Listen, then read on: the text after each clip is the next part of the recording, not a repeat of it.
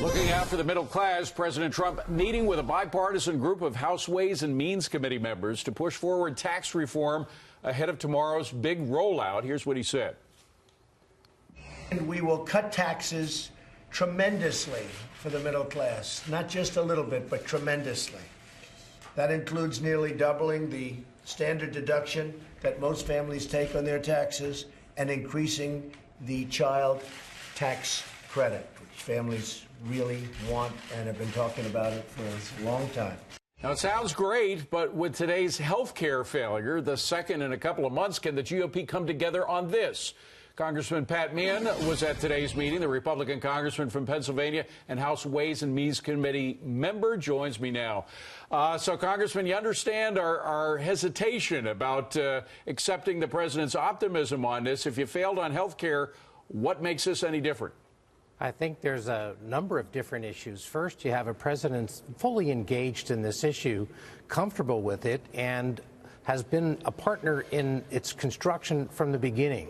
The cabinet secretaries have been communicating regularly with those of us in the House, and the House Republicans have been working diligently to put together a plan that reflects some of the agreements that have been made. So I think there's a lot more collaboration on the front end that makes people more comfortable moving forward. I think you're right on that, and you hear it from Steve Mnuchin and Gary Cohn. They seem, as you say, fully engaged in this. They want to participate in this as a historic tax cut, but there are some problems already. The deficit hawks in Congress, for example, some of them say if the CBO says this is going to add to the deficit, they're not for it. What do you say to that, to them? Well, I think that we're going to hear some of that criticism, but the purpose behind this, behind the cuts, are to stimulate the economy and get business going again. I mean, we have the potential to reach growth that is there without doing a great deal of improvement. We can make up a lot of that ground. So you have to have confidence that these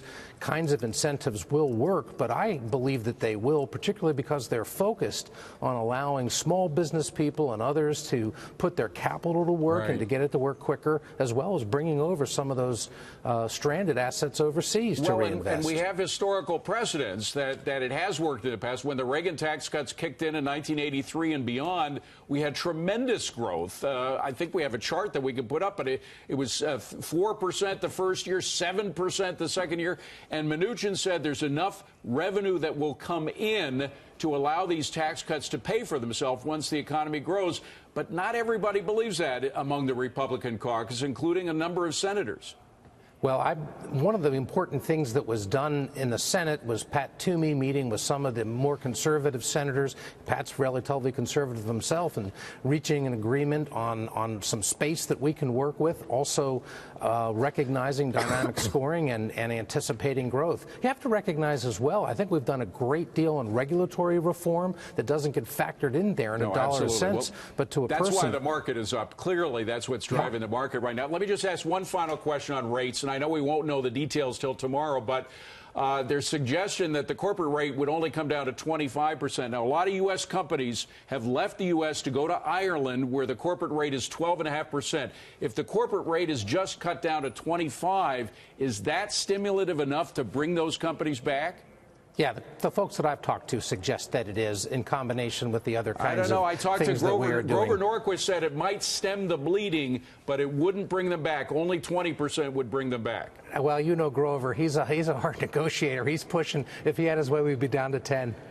Yeah. All right. Well, we'll see, Pat. So you're comfortable with 25? That's what I'm hearing. Well, look, we have to figure out how we can get there, and that's you have to be realistic about the numbers you can make match. All right. Well, I'd start with 15 and settle for 20, but 25 seems still too high for us. Pat Meehan, though, we wish you the very best of luck. It's going to be a tough pull, but we hope you'll pull it through. Thanks a lot for coming in. Appreciate it. Thanks for your interest. Okay.